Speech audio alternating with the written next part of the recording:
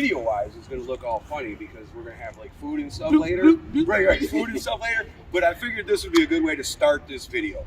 I am taking Uncool Paranoia on a revelatory Masonic expedition of downtown Lansing, Michigan. In a state that I've lived in all my life. Yeah, I'm showing some things that people just don't know about here. So, you can see the Capitol is right here. This is the famous Christmas balls of downtown Lansing. Like, everybody takes their pictures in front of the balls.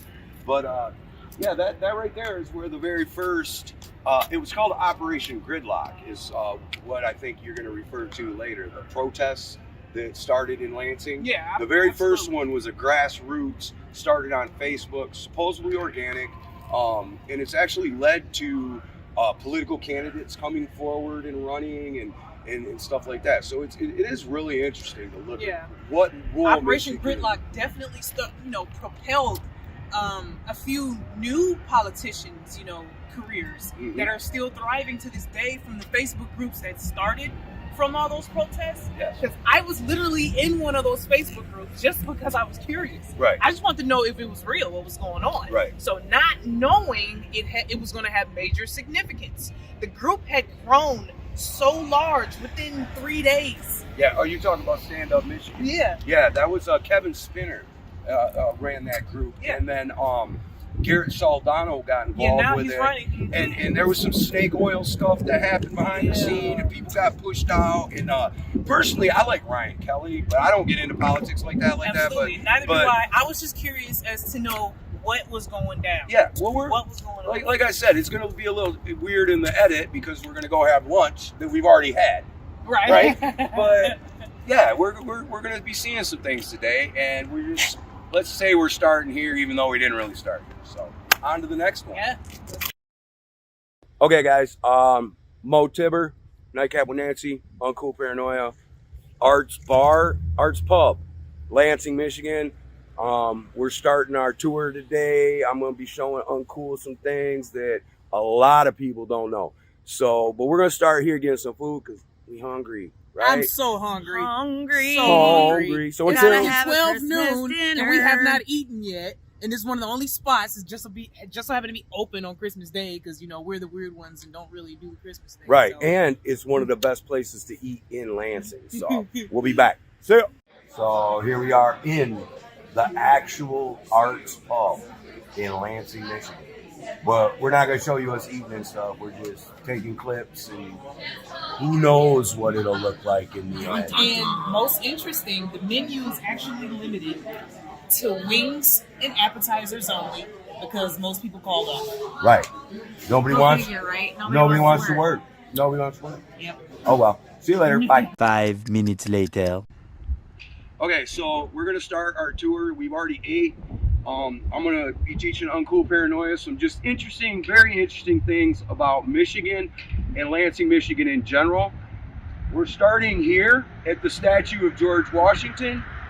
As you can see, in full Freemasonic regalia. We're at the Elliott Larson State Office Building. This is just a random office building in downtown Lansing. Downtown Lansing, first fact that we're going to have on this tour is that downtown Lansing's area code is 48933. So this area that we're in, the zip code, I'm sorry. The zip code is 48933.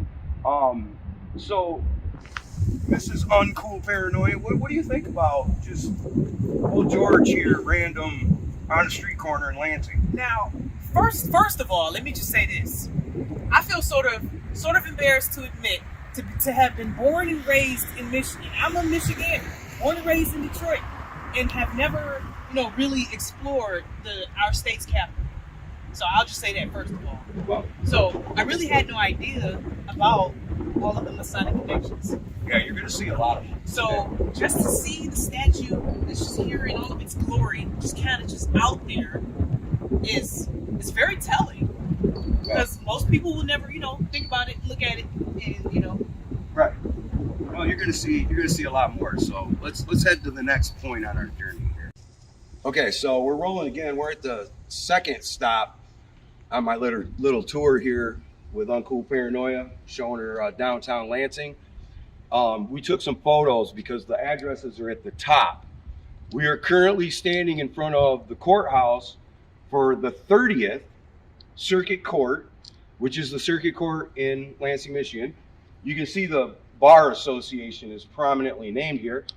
And the addresses on these buildings are, could you believe, 303 33. and 313 Another 33.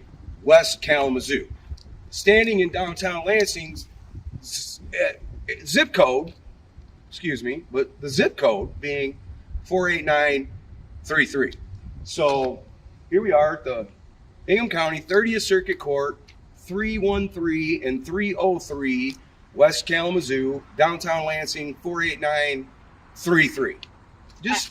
I had no idea there were so many connections, just blatantly obvious. Well, we're just getting started. I'm not kidding. You're going to be amazed by the time we get done with this little tour. And we're still in the first city. We're actually going to go to another city that is tied to what we're talking about here. And when you see that, it's going to be, it blows your mind. Wow. It does. And I don't claim to know why, but I have a theory. We'll talk about that in a little while. I have a theory about why things are like that here. So with the relevance of all of this, what this makes me think of is why Michigan was so prominent when the scamdemic started during the first wave, with all of the protests, the mass debate, all that stuff. The very first protest was yeah. right. We were there. Yeah. Nancy actually had her picture picked up by the Associated Press and ran across the face of the planet. She was in the newspapers and wow. Yeah, because we'll put the picture. So now it all makes sense why our governor got as famous the way she did, as all the Masonic ties the state has. Yeah, I didn't know. Michigan definitely has a role to play in future events. I don't claim to know what it is, and we'll talk about how I came to be aware of all this stuff at some point in this tour. Wow. But it's interesting. So let's go on to the next one. All right. Yeah. So. I'm a little nervous doing this one because right here on the corner is a state cop. He's obviously not enjoying my filming on the various properties here. It's the second time we've seen them, but I don't want to turn this into a First Amendment audit. We're now standing in front of the Thomas M. Cooley Law School Center for Research and Study, located at 333 South Capitol Avenue in Lansing, Michigan, zip code 48933. I'm sure that's just another coincidence, but it tends to not look that way, especially because we're going right down there to that building next. And you can't see it yet, but in a minute, you're going to see exactly what that building is and how it relates to this whole thread that we're kind of talking about today, about Lansing and Ingham County in general, Michigan especially. So again, I'll tell you a little bit about what I think at the end, but for now, just bask in the coincidences. Let's put it that way. Okay, so the next stop on our tour, we're standing in front of what used to be the Masonic Temple, and then it was taken over for many years by Cooley Law School. The same Cooley Law School that we just had, 333 South Capitol Ave. That's the actual address. But this is where the teachers actually taught for a long time. It's right here in the old Masonic Temple. You can see right above Cooley Law School is a freaking Masonic Temple. It makes sense when you think about the Bar Association and the court system and all that stuff. Nothing strange about the address here, but I mean, obviously, right. It's a Masonic temple. I mean, the square compass is right above the door, the royal arch is up there, the trowel, the cross and crown, all these Masonic symbols. And not so much, interesting by itself, but when I take you to the next spot and we see the next thing that I'm about to show you, it becomes very relevant that Cooley Law School was in this building for many, many years. So, it's all got to be just coincidence, right? Yeah, definitely. I'm sure.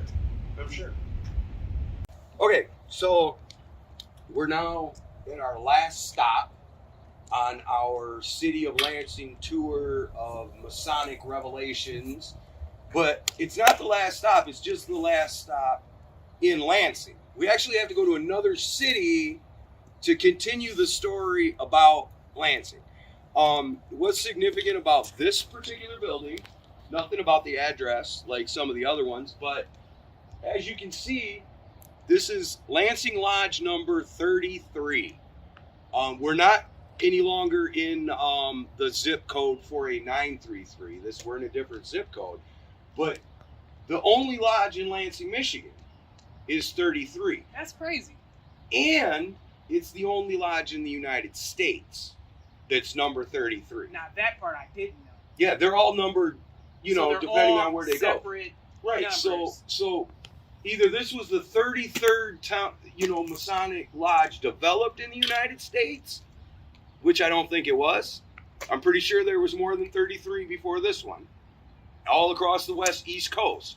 So why did this particular lodge get lodge number 33? Wow. Now that's more significant. That's even more significant than I thought it was in the first place. It really is. It really is. Especially when we go to our next location, which is in another city. But it's going to shed a lot of light on this whole thread that we've been doing. Wow. And let's show the people here the side of the building. Yeah. So check this out. Because Uncool Paranoia wanted to point out to her viewers, so we want to include it in this video as well. If you notice, this building, like all of them, has no windows in the back where they do their meetings and rituals and all that. And even the windows in the front are opaqued out. Like, who's climbing up there to look through a window? You can't see in it. Why is it caked out? Yeah. Even if there is a window, it'll be frosted. Right. And the windows that were in this building at one time are not only not there, they've been bricked up to ensure that you don't know what's going on. So, but again, the significance of just the number of the lodge in relation to all of the things that we've been seeing is really going to make a lot of sense here in a minute when we go to our next location. Wow. That's crazy. Okay. Wow. Hey, let's go off to the next one. All right. So, Uncool, we are now in Mason, Michigan, outside of Lansing, about 10 minutes or so. We got off on exit number, what was the exit number? Exit number 66. Exit number 66. Yes, exit number 66. On what highway? Highway M36. Yes. So, more importantly, but much more importantly than any of that, the Ingham County code identifier. So the code identifier for Ingham County, which is the county we're in, is 33. And behind us is the Ingham County Sheriff's Department, the district court building, the drain commission, all of those offices, because in Ingham County, the county seat is in Mason, Michigan. That, other than meaning that the first two numbers on each Ingham County Sheriff's Department vehicle is 33, on top of that, and this is Google, easily verifiable on Google, I'll put a graphic up so you guys can see it, but did you know that out of the 48 states in the contiguous United States, Ingham County, where we are, is the only one where the capital city is not also the county seat, and it just so happens the county seat is in Mason, Michigan. Mason, Michigan. Ostensibly, or however you say it, it's supposedly named after a guy named Stephen T. Mason, who was the first governor. The typical historical cover-up. Right, the typical, this is the story we want you to know. Absolutely. Nothing to see here. Right. I mean, I'm sure all of this is coincidence, and there's nothing tying it all together. It's all in your head, Neo. It's all in your head, Neo. Right, yes, this is not nothing to pay attention to.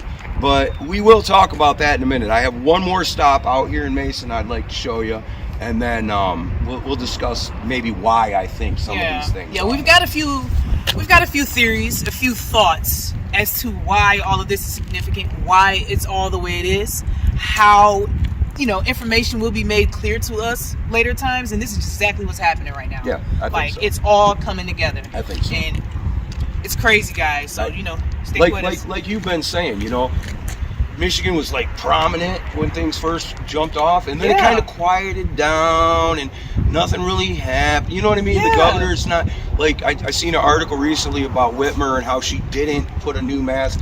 first of all, she can't because they stripped her of that power supposedly. But I think that there's more to Michigan than what people are. There's definitely more than what they think to Michigan than what people think. And we'll get into that. Yeah. So let's go on to the next spot. Talk about it. Okay.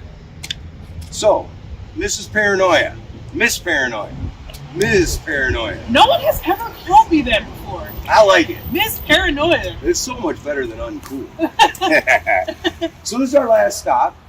And as you can see, we're standing in front of a memorial here in Mason, Michigan, in front of the Ingham County Courthouse. I don't know if you can make it out. At the top of that building back there says Ingham County Courthouse. And the reason for that is, by law, in the county seat is where all the county government has to take place. Okay? So all the government for Ingham County takes place right out here in Mason, Michigan. You've seen that, right? Of course, another police officer is driving on by. the scene. Right. But you can't see on the camera. I got a picture. I'll put it up in the video.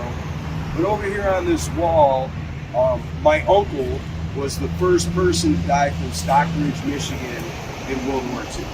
Okay? There's a... You want me to go and show everybody? Well... Yeah, I've got a picture. We'll put it. Okay. I'm more worried about the sound. I'm going to have to clean up the sound. Okay. So my uncle was the first person to die from Stockbridge, Michigan in World War II. They put an American Legion Hall named after him and stuff. And I was brought up in a Masonic family. Okay, I've talked about this in my videos here and there. I haven't gotten into a lot of detail about it, but I was brought up in it. I didn't know that. I didn't go to the, Job's, whatever, the youth organizations and stuff. My family wasn't like that. It was more of a undercover thing, and little weird stuff happened all the time. Stuff that shouldn't have happened, and mind games and just a lot of stuff that I don't really talk about a lot. But at one point later on in my life, I was kind of driven by circumstances around me to lead me to ask to become a Mason. And I actually did. Wow. I actually asked to become a Mason, but I never set foot in a lodge. I never did a ritual. I never was initiated. None of that. And the reason why, and I know this now, I got saved in 1992, right? So I was secure in Jesus. I honestly asked him in 92 to come into my life.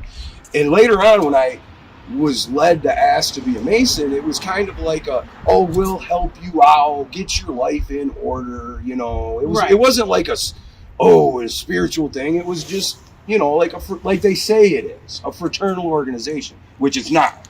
It's not really just to help a brother out. That's not what it is. Psychic driving, right? And psychic attacks by groups of humans, really? Not demons necessarily, humans. They can get together and do a ritual, and you will hear voices. You will be... So just like it's just as powerful as when Christians gather. It is. Yeah, same thing. If not more. Yeah. If not more powerful in a way, because they're going from a state of evil. They're going from a state of getting their goals, not working for... And to think their God is in power right now. Right, exactly. So in this realm. Exactly. Yeah. And a lot of the things that I've been showing you today...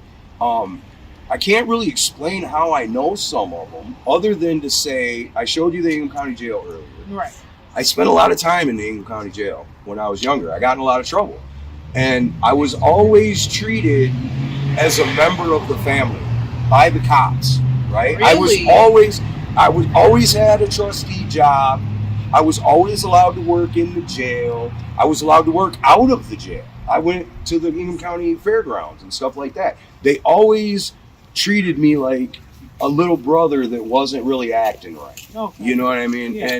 And because of that, it started leading me to ask questions and look into things. And sometimes I would get just an awareness of something, and it would cause me to let me look into that. And that's how I really started putting these things together. Wow. Now, sounds like the Holy Spirit to me. Right? No, it is. It was definitely the Holy Spirit. I look now and I realize that all the insanity that I went through, literally being committed to a mental hospital, all of the things that I went through were directly related to spiritual warfare going on around me. Wow. And it manifested in my life as chaos and insanity and hearing voices and seeing things and all this. But I realized that all those things led to where I'm at now.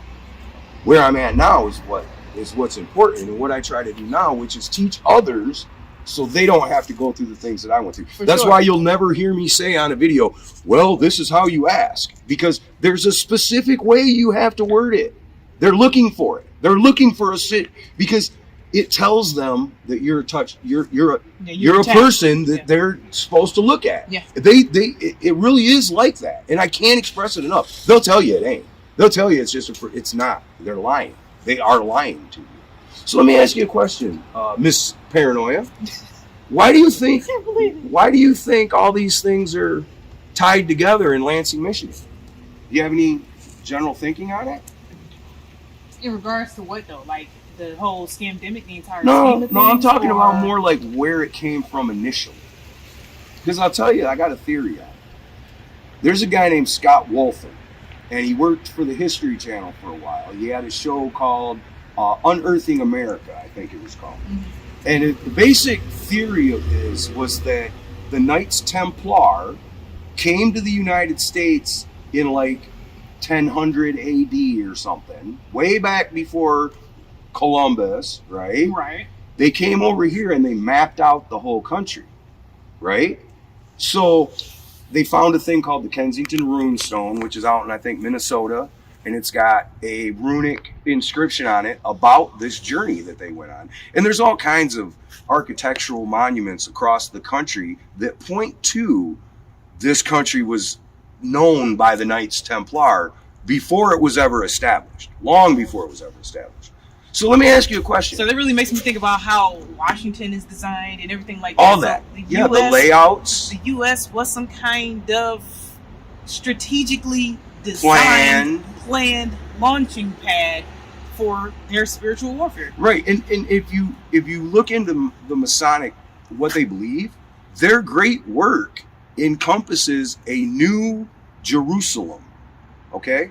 So if you came to the United States back in the 1100s and you found an area that had, I don't know, a whole bunch of fresh water, wouldn't that be important?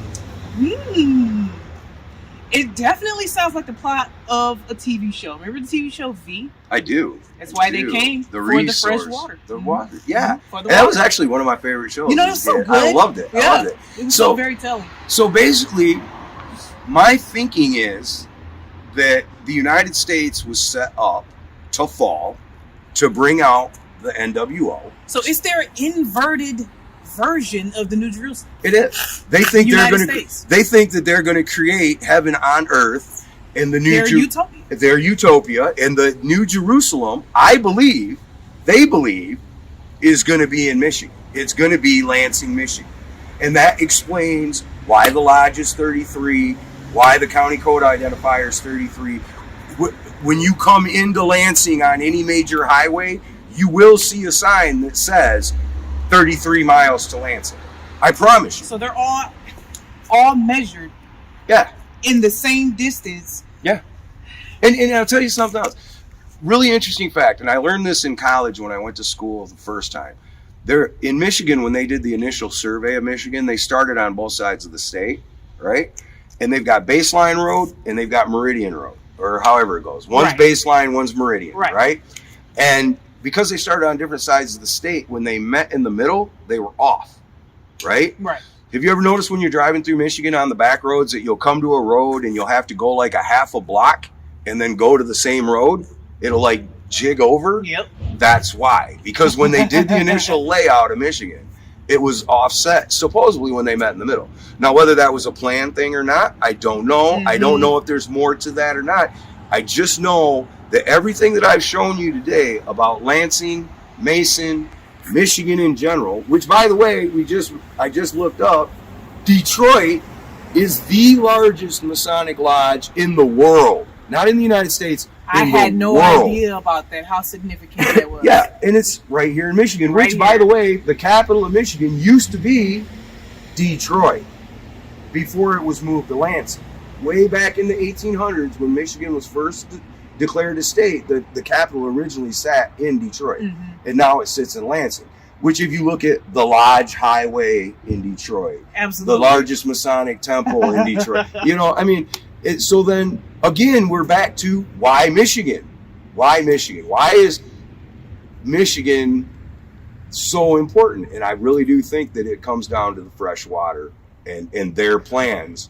Because again, I showed you on the way out here all the stack and pack going out towards East Lansing, all the stack and pack buildings that are going up. And then the black lights on the highway. And the black lights on the highway. If you look at the Agenda 21 maps, it's clear that this is a corridor. This is one of their transport hub corridors where they're going to allow people to live. Wow. Allow. Hear that, folks? Allow. This is, I'm not even sure if we can talk about this on YouTube anymore. Right. Like, this is Agenda 2030 language. Right. Pretty much. Which, by the way, let me clarify that. Sustainable development. Yes, there you go. Let me clarify that for the viewers, because there's a lot of confusion about, Agenda 2030 versus 2050 versus 21, and this is the way it works. The sustainable development goals for the 21st century is the overarching plan for 100 years. That's Agenda 21. That's 21 as the umbrella. In that plan, there's benchmarks, which are Agenda 2030 and Agenda 2050. By the way, at the last United Nations General Assembly, the secretary put out like a 9-page document notifying everybody that the Agenda 2030 benchmark has now been moved to 2023. 23. So basically, guys, we got about 2 years before the neck really gets the boot. Me and Uncool here, we have some differences of opinion sometimes. For whom the bell tolls. Remember that. No, but, some people don't think that we're in the tribulation. Some people do think we're in the tribulation. I am a personal believer that we are. I think that we're about 2 years into it. Yeah, I think we're in it. I think we're about 2 years into it. I think we're knee deep. It's going to be a slow revealing of. Eventually, it's going to be obvious who the man is, But now we're all kind of. It could be this guy. It could be that guy. Eventually, it'll be clear. I think that's kind of. It is of my personal belief that he's here. Yeah. Now. Yeah. Operating. For sure. Calling the shots. The whole we got to speak in code a little bit, but the whole control grid network. We know what we're talking about. Yeah. How many fingers you got on your hand with a big G behind and it. 5, a seventh letter of the alphabet thing. That's it's funny because they ridicule people. And it's like, no, it doesn't cause anything, but it is the control grid. Absolutely. It's how they're going to manage everything. And if you look into the Internet of Things and the Internet of Bodies, both, you can Google them both. Plain as day, they're right there. Right there. They plan on knowing everything all the time about everything. A piece of lettuce. They want to know what field it came from. Now you see, Satan wants to be like the Creator. Yep. And he can't. He can't. He cannot create anything. He can only mimic and what's already been created. Mimic, distort, coerce, and destroy, lie about it, whatever. Everything will be tracked, traced, databased, tagged, measured. Facts. Just so he can.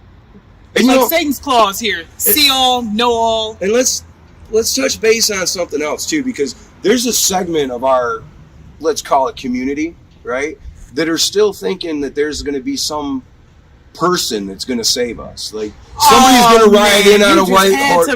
Somebody's going to come in on a white horse and let me tell you something. If somebody comes in on a if somebody comes in on a white horse, I don't want to listen to the guy. Yeah, that's I ain't got nothing to say about it. That's bad news. Read your Bible, Let's folks. just do it like this. Uncool, thank you very much for taking time to come out here with me today, letting me show you around some things. I really appreciate it. For sure. To anybody that's watching, I put it out there, my history. You guys could say, because I'm careful about all that stuff. I know how people are. And I'll tell you where I come from. That's who I was in that for a hot second.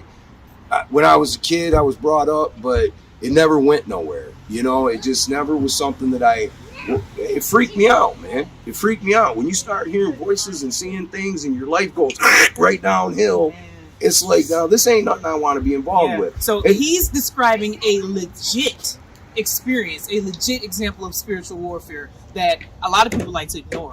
Yeah. That's very real. The spiritual realm is very real. It is. And certain things we say, even down to the words that we say, the things that we do, opens us up, open doorways, It gives does. them permission to operate in our lives. Words have power. Period. Words have power, and you know, we won't get into a big Right, essay on absolutely. on the 'Cause law we can and, go and forever. all that, but Yeah. just know that if you think before you speak, and you are slow to wrath, and like the Bible says, Absolutely.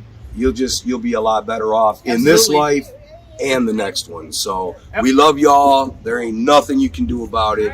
Thank you for watching. Have a great day.